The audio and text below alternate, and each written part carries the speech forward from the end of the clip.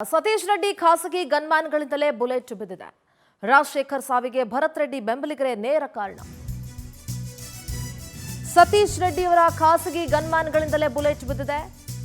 ರಾಜಶೇಖರ್ ರೆಡ್ಡಿ ಸಾವಿಗೆ ಭರತ್ ರೆಡ್ಡಿ ಬೆಂಬಲಿಗರೇ ನೇರ ಕಾರಣ. ಸಾವಿನ ತನಿಖೆ ಆಗಬೇಕು ಅಂತ ಸೋಮಶೇಖರ್ ರೆಡ್ಡಿ ಒತ್ತಾಯಿಸಿದ್ರು.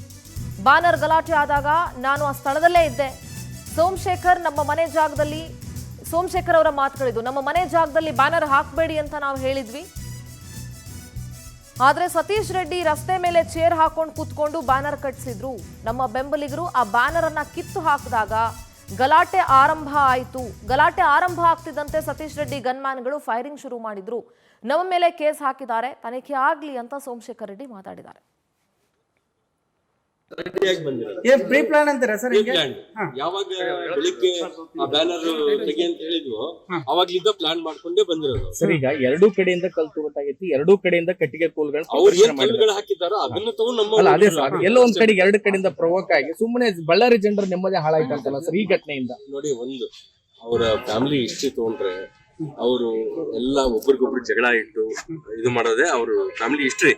ಅದು ಯಾಕೆ ಸುನ್ನನ್ ರೆಡ್ಡಿ ಒಂದೇ ಸರಿ MLA ಆಗಿದ್ದಾನೆ ಅಂದ್ರೆ ಅದು ನಾವು ಅರ್ಥ ಮಾಡ್ಕೋಬೇಕು ಅಷ್ಟೇ. ಇವರು ಪ್ರವೋಕ್ ಮಾಡೋದು. ಈಗ ನಾವು ಒಂದು ಮಾತು ಹೇಳ್ತೀನಿ, ಶ್ರೀರಾಮುಲು ಅವರು SP ಸರ್ಕಲ್ ನ ವಾಲ್ಮೀಕಿ ಸರ್ಕಲ್ ಅಂತ ಇಟ್ರು ಒಂದು.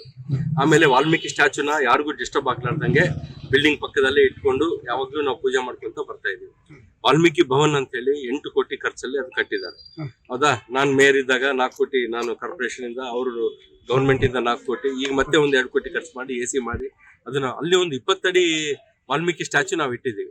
ನೀನು ಬೇಕಂತೇಳಿ ಇವ್ರನ್ನ ಇದು ಮಾಡ್ಬೇಕು ಅಂತೇಳಿ ನೀನು ಇನ್ನೊಂದು ವಾಲ್ಮೀಕಿ ಸ್ಟ್ಯಾಚು ತಂದು ಇಟ್ಟಿದ್ಯಾ, ಇಡು, ಒಳ್ಳೇದು, ತೊಂದ್ರೆ ಇಲ್ಲ, ನೀನ್ ಏನನ್ನ ಇಟ್ಕೋ. ಬಟ್ ನೀನು ಬ್ಯಾನರ್ಗಳು ನಮ್ಮ ಮನೆ ಕಾಂಪೌಂಡ್ ಒಳಗ್ ಬಂದು ನೀನು ಹಾಕ್ತಿ ಅಂತಂದ್ರೆ ಅದು ತಪ್ಪು ಮಾಡ್ತಾ ಇರೋದು. ಹಂಗಾಗಿ ಅದನ್ನ ನಾವು ಏನು ಉದ್ದೇಶ ಇತ್ತು ಸರ್ ಈ ಒಂದು ಘಟನೆ ಆಗಕ್ಕೆ ಸರ್? ಮೂಲ ಉದ್ದೇಶ ಇಷ್ಟೇ, ಜಗಳ ತಕ್ಕೋಬೇಕಪ್ಪ ಅಷ್ಟು. ಇಂಟೆನ್ಷನಲಿ ಸತೀಶ್ ರೆಡ್ಡಿ ಮತ್ತೆ ನಮ್ಮ ಕುಟುಂಬಕ್ಕೂ ಅವ್ರ ಕುಟುಂಬಕ್ಕೂ ಯಾವಾಗ್ಲೂ ಇದೆ ಅದು. ಶ್ರೀರಾಮುಲು ಅವರು ಮಾಮನ್ನ ಇದು ಫೈನಾನ್ಸ್ ಮಾಡಿ ಇದು ಮಾಡಿದ್ದು ಕೂಡ ಅವ್ರ